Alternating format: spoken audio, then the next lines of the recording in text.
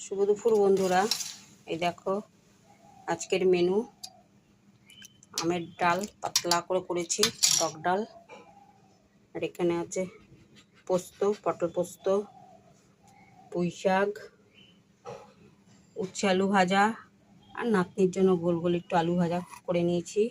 আর এটা আছে শুক্তো, আর এটা ছোট্ট বাসি সোয়াবিনের তরকারি। এই আজকে দুপুরের মেনু।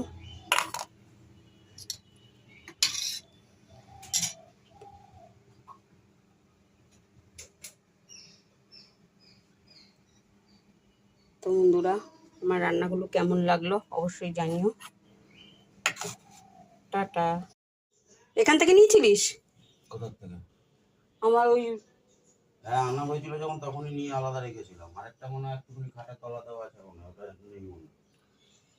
তো এখন লাগে না কেন তোদের? আরে